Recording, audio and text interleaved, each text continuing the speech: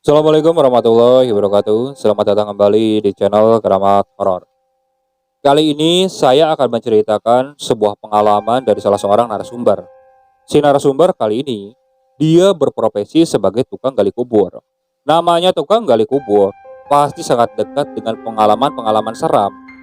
Namun dari narasumber ini, katanya ada salah satu pengalaman yang benar-benar seram yang pernah dia alami. Ya, bagiku yang mendengar juga tidak terbayangkan rasa seramnya seperti apa. Bagaimana kisahnya? Simak terus videonya sampai selesai.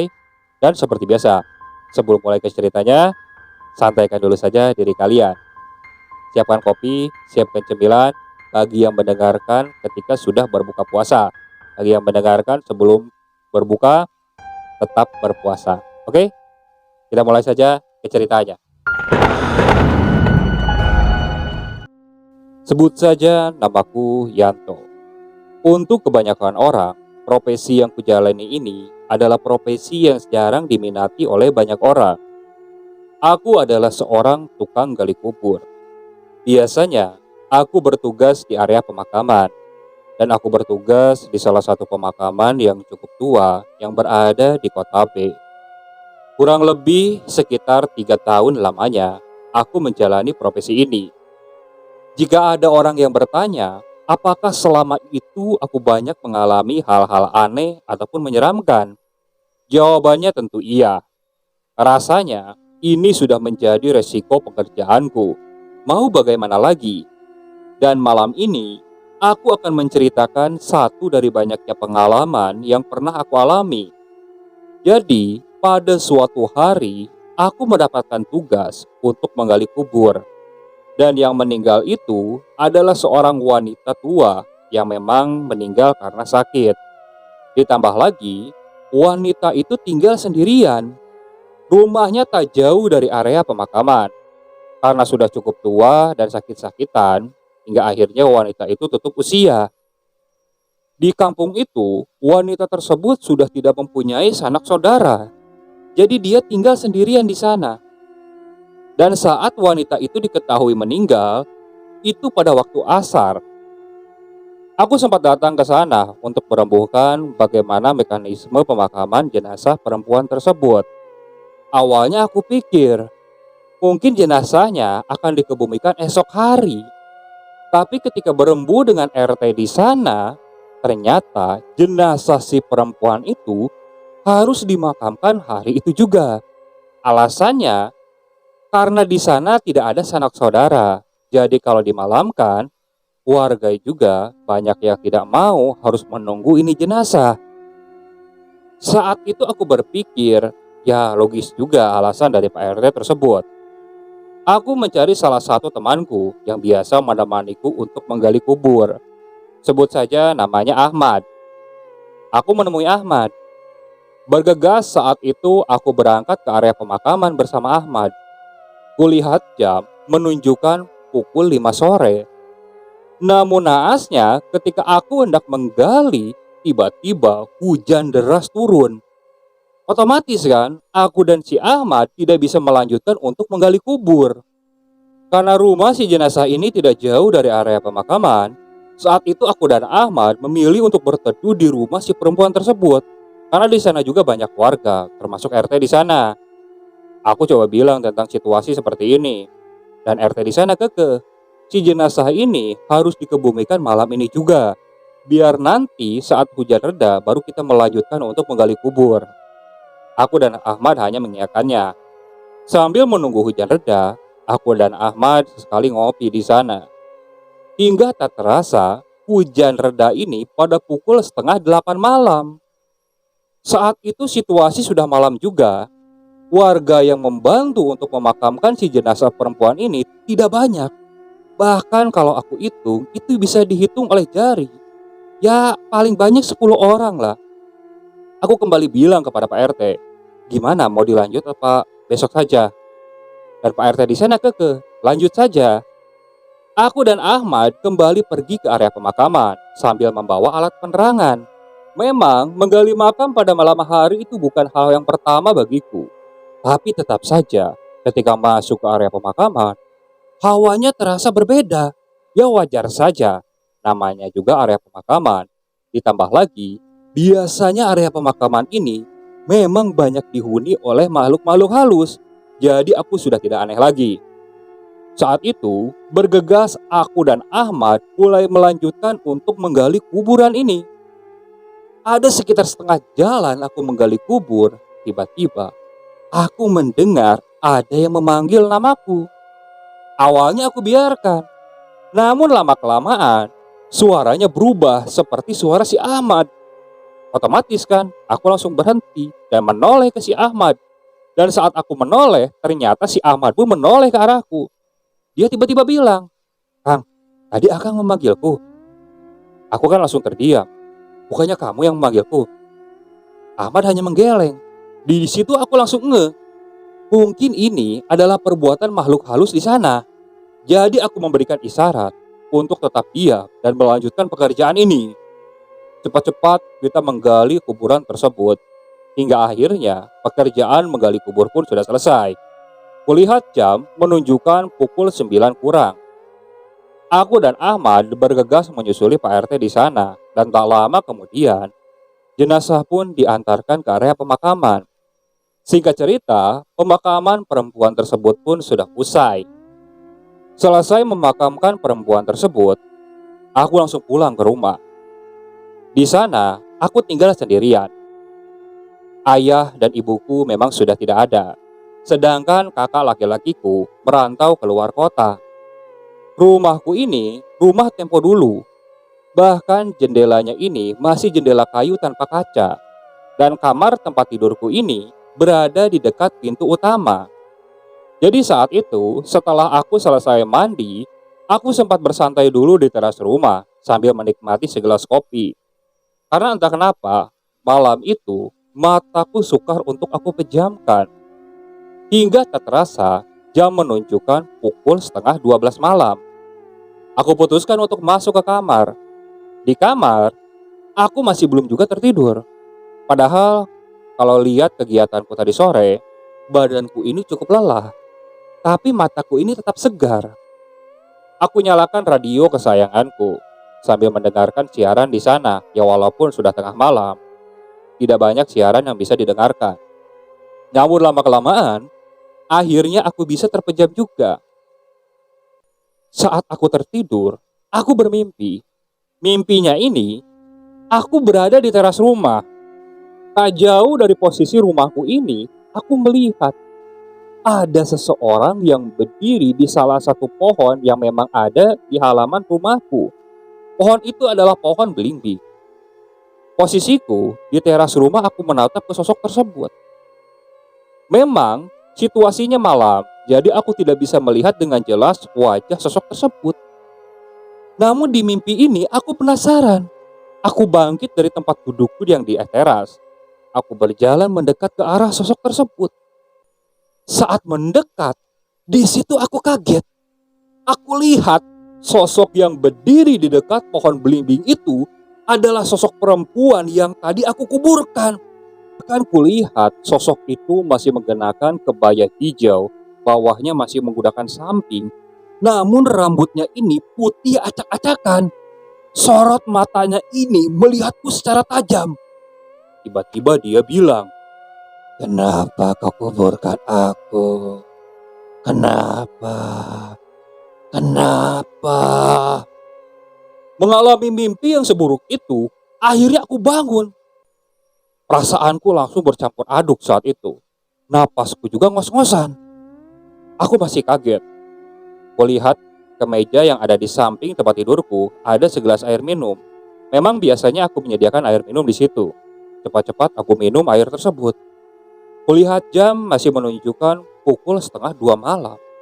Masih larut malam. Di tengah-tengah aku masih kekalutan seperti itu. Tiba-tiba aku mendengar ada orang bersenandung. Jadi kebetulan di kamarku ini sebelahnya itu ada area perkebunan. Memang tidak terlalu luas. Mungkin sekitar 30 meteran. Dan suara orang bersenandung itu berasal dari area perkebunan tersebut. Dan jendela kamarku ini memang mengarah ke sana. Aku diam untuk memastikan suara tersebut. Aku coba menajamkan telingaku.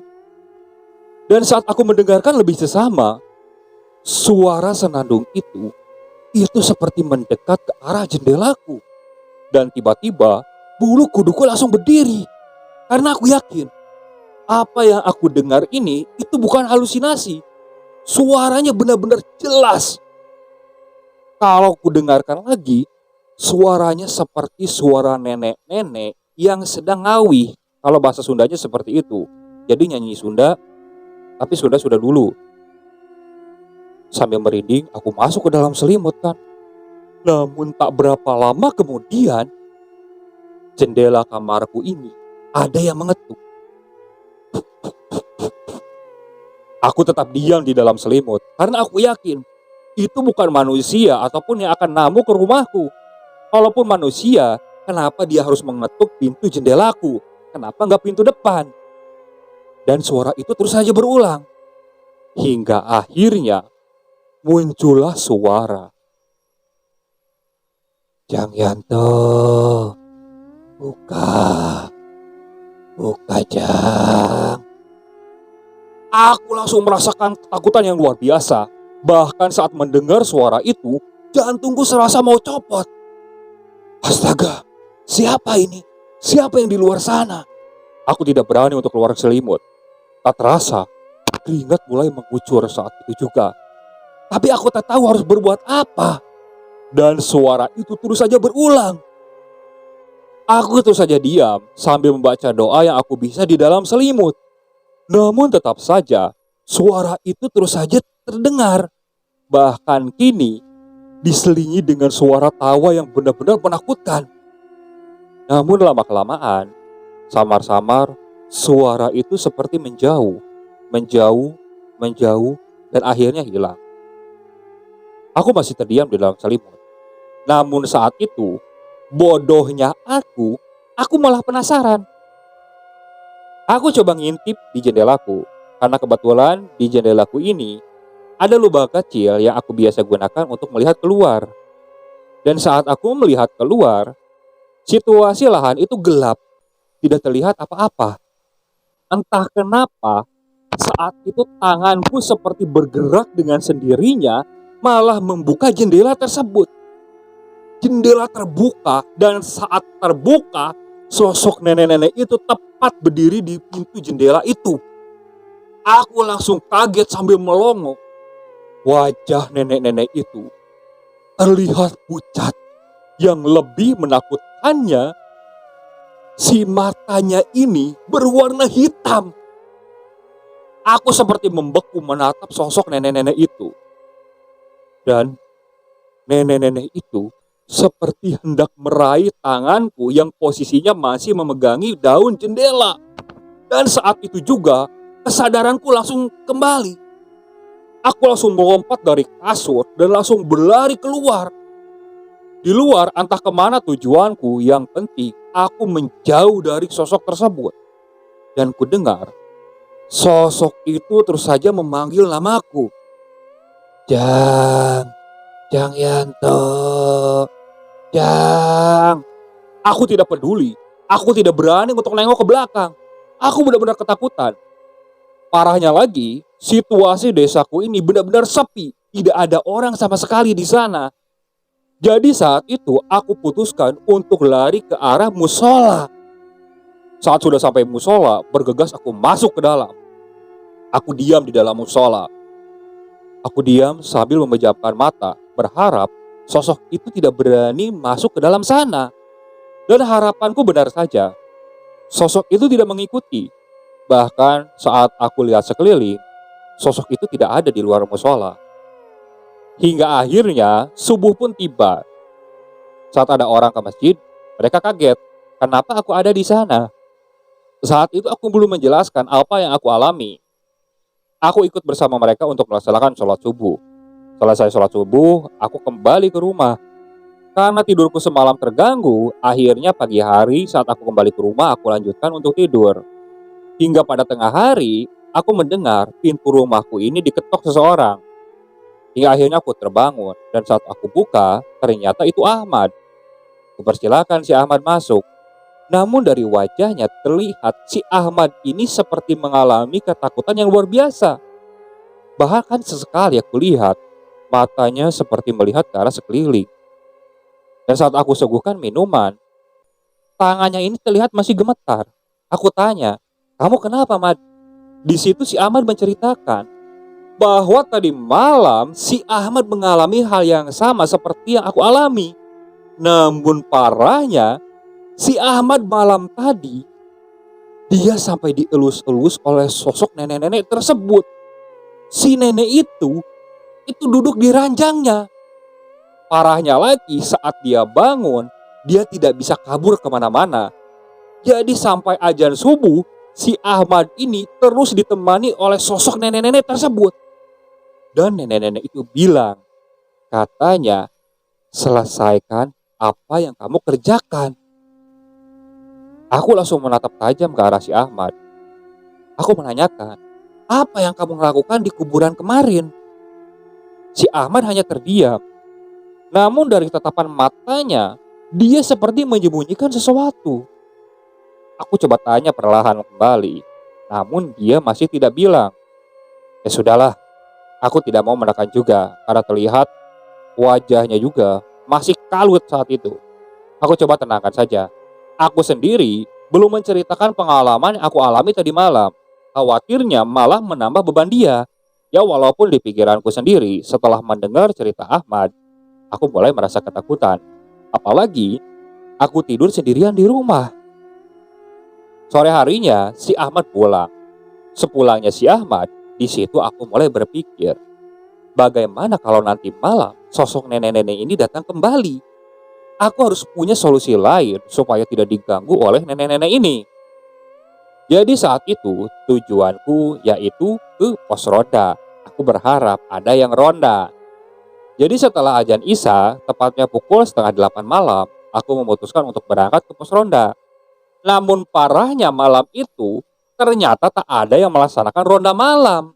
Otomatis pos ronda ini kosong. Bahkan aku menunggu yang akan ronda malam itu sampai pukul setengah 10 malam. Mereka pun tak kunjung juga datang. Hingga akhirnya aku memutuskan untuk pulang. Kebetulan dari pos ronda ini menuju rumah itu harus melewati jalanan sepi. Memang tidak terlalu jauh, ya mungkin sekitar 50 meteran jaraknya. Namun di kanan kirinya itu hanya area perkebunan saja.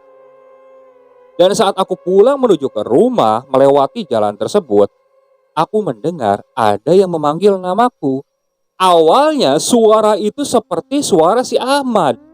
Refleks aku langsung menoleh. Dan saat aku menoleh, tampak di sebelah pohon mangga ada seseorang yang berdiri.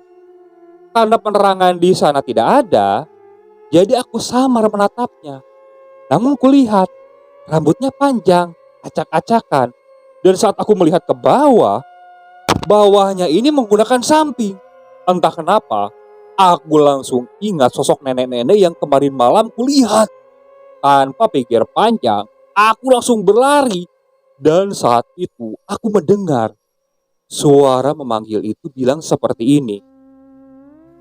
Jang Yanto, tolong, tolong. Namun aku tidak peduli, aku terus berlari. Saat itu, kebetulan ada warung yang tak jauh dari rumahku. Dan warung itu hendak tutup saat itu, namun orangnya masih ada di depan warung, hendak menutup warungnya. Aku menghampiri warung tersebut, dan warung itu milik Pak Mahmud. Melihat aku yang seperti ketakutan, Pak Mahmud melihat ke arahku. Kenapa kamu? Aku bilang kan, aku melihat setan di sana. Namun Pak Mahmud ini malah mentertawakanku. Dia bilang, masa orang yang suka gali kubur masih takut sama setan? Di situ aku malah terdiam kan. Pak Mahmud malah lanjut menutup warungnya. Dan setelah itu dia malah bilang, saya mau istirahat ya, lanjut aja besok. Pak Mahmud otomatis langsung masuk ke rumahnya. Di luar hanya aku sendirian kan. Di situ aku mulai kebingungan. Kemana lagi aku harus pergi? Kalau ke rumah, aku merasa ketakutan kan. Jadi aku putuskan untuk pergi ke rumahnya si Ahmad. Rumahnya si Ahmad dari rumahku itu jaraknya sekitar 250 meteran. Saat itu aku tidak jalan, aku berlari ke arah rumah si Ahmad. Aku pacu kakiku sekencang mungkin. Situasi area kampungku saat itu benar-benar sepi. Padahal biasanya pada jam segitu masih ada orang yang ada di teras rumah. Namun ini benar-benar sepi, tidak ada orang sama sekali di luar. Dan sesekali aku masih mendengar seperti ada orang bersenandung. Namun aku tidak berani untuk melihat ke kiri dan kanan apalagi ke belakang karena khawatirnya sosok itu mengikutiku. Hingga akhirnya aku sampai di rumah si Ahmad. Aku ketok. Kebetulan saat itu kakaknya belum tidur. Saat membuka pintu aku tanyakan si Ahmad. Kakaknya langsung menyuruh untuk masuk ke kamar. Aku masuk ke kamar. Kebetulan si Ahmad juga belum tidur. Namun kulihat dia masih ketakutan entah kenapa. Aku hampiri kan. Aku coba tenangkan si Ahmad. Si Ahmad malah bilang kepadaku, "Ngapain kamu malam-malam kesini?" Aku bilang, "Aku niatnya menemani kamu saja. Aku tidak menceritakan kejadian sebenarnya kenapa aku pergi ke rumah si Ahmad. Khawatirnya itu malah menambah ketakutan lagi." Singkat cerita, kami mulai berbincang-bincang, berusaha melupakan ketakutan yang kami alami. Hingga tak terasa, jam sudah menunjukkan pukul setengah 1 malam. Dan saat itu, kami memutuskan untuk tidur. Posisi ranjang si Ahmad ini memang cukup lebar, jadi muat untuk 2 orang. Nah, kita tidur di sana. Posisi lampu kamar juga saat itu tidak mati, masih menyala. Namun entah pukul berapa, aku merasakan lampu kamar si Ahmad ini menjadi gelap. Jadi seperti ada yang mematikan lampu tersebut. Dan saat itu juga hidungku mencium ada aroma bau bunga kamboja yang benar-benar menyengat. Dan itu seperti memenuhi seisi kamar. Aku belum berani membuka mata. Namun lama-kelamaan, aroma bau kamboja itu seperti berdiri di sampingku. Walaupun kondisi aku sedang memejamkan mata, bulu kuduku tiba-tiba berdiri. Namun hati kecilku bilang, jangan sampai membuka mata. Jangan sampai membuka mata. Jadi aku mengikuti hati kecilku. Aku tidak berani membuka mata. Di dalam hati, aku kembali berdoa, berharap sosok itu tidak muncul. Namun tak lama kemudian, di sebelahku aku mendengar si Ahmad ini berteriak. Refleks, aku membuka mata. Dan saat aku membuka mata, aku melihat di kasur itu tepat di atas si Ahmad. Sosok nenek-nenek itu berdiri. Bahkan kulihat tangannya hendak mencekik si Ahmad. Aku refleks saat itu langsung loncat dari kasur. Posisi si Ahmad itu seperti pasrah. Dia sangat ketakutan. Tangannya seperti meminta ampun kepada sosok tersebut. "Ampun, Nek. Ampun. Ampun." Aku yang saat itu sangat ketakutan langsung berlari keluar. Aku berteriak meminta tolong kepada kakaknya si Ahmad. Hingga tak berapa lama kemudian, kakaknya si Ahmad mulai keluar dari kamar. Dia bertanya kepadaku, "Ada apa?" Aku menunjuk ke kamar si Ahmad. Tanpa ditanya kedua kali, kakaknya si Ahmad langsung berlari ke arah kamarnya si Ahmad. Namun saat kakaknya masuk di sana, sosok nenek-nenek itu sudah tidak ada. Hanya Ahmad yang sangat ketakutan saat itu. Dia seperti sangat shock. Ya jangankan Ahmad, kalau aku di posisi Ahmad, pasti aku mengalami hal yang sama, tidak bisa terbayangkan. Walaupun dalam gelap, aku masih bisa melihat wajah menyeramkan nenek-nenek tersebut.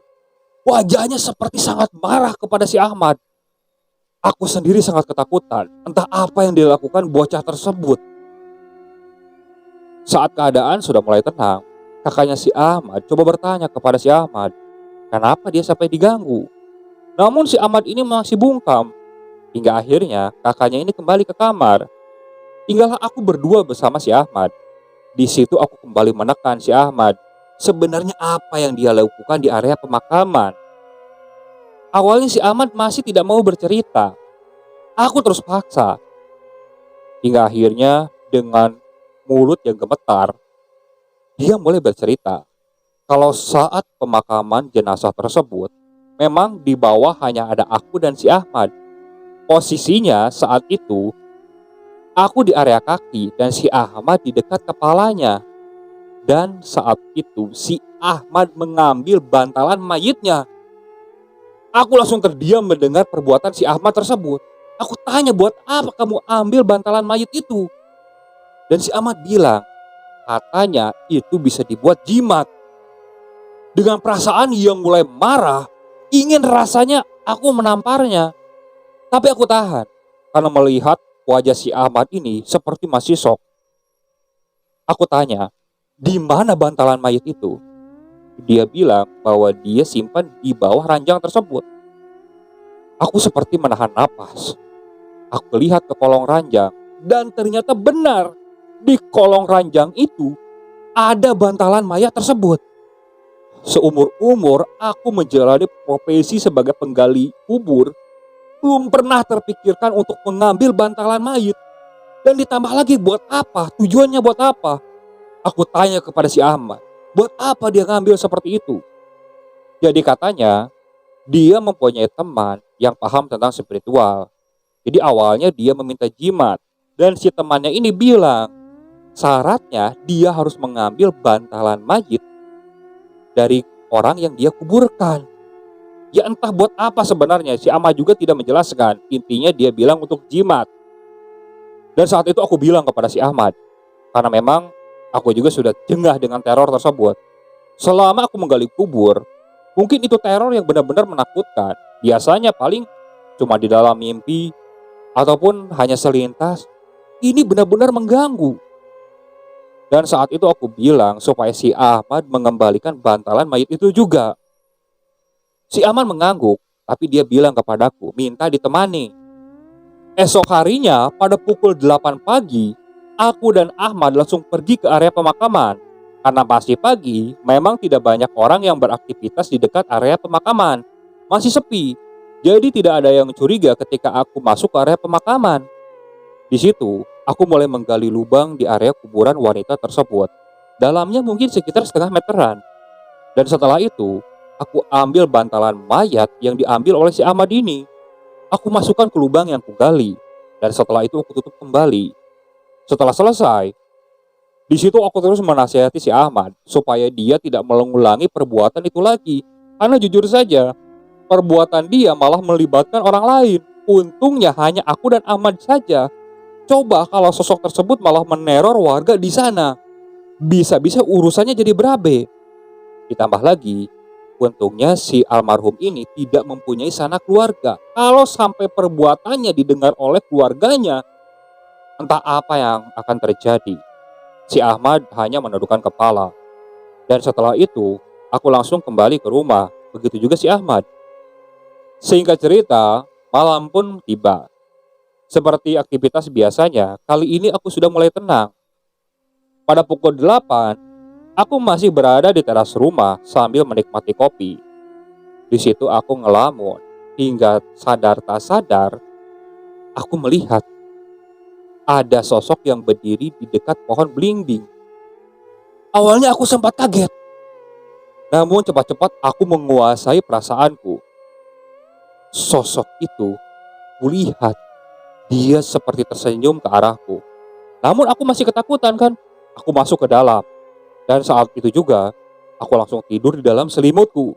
Berharap sosok itu tidak kembali mengganggu. Namun di dalam tidurku, ternyata aku malah bermimpi dengan sosok itu. Namun kali ini, sosok itu tidak menyeramkan. Sosok itu tampak rapi, menggunakan kebaya hijau, samping. Namun kali ini kulihat, rambutnya ini digelung. Dia menatap ke arahku sambil tersenyum hangat. Dan tiba-tiba, dia seperti mengucapkan terima kasih dan langsung menghilang. Saat itu aku langsung terbangun. Namun kali ini bukan rasa ketakutan yang kualami. Ada perasaan lega. Mungkin sosok itu menggangguku. Bukan mengganggu, mungkin hanya meminta tolong supaya bantalannya dikembalikan. Semoga kisah ini bisa dijadikan pelajaran oleh para pendengar sekalian. Oke, sekian untuk kisah kali ini. Saya mohon maaf apabila masih banyak kekurangan dalam pembawaan ceritanya. Kritik dan sarannya silakan kalian bisa cantumkan di kolom komentar. Tak lupa, saya juga ucapkan terima kasih kepada para penonton yang sudah mengikuti channel Keramat Horor ini, termasuk ke narasumber yang sudah membagikan kisahnya. Semoga kalian selalu diberikan kesehatan, dilancarkan rezekinya, dan dijauhkan dari musibah. Terus ikuti cerita-cerita yang dibawakan oleh channel Keramat Horor ini. Assalamualaikum warahmatullahi wabarakatuh.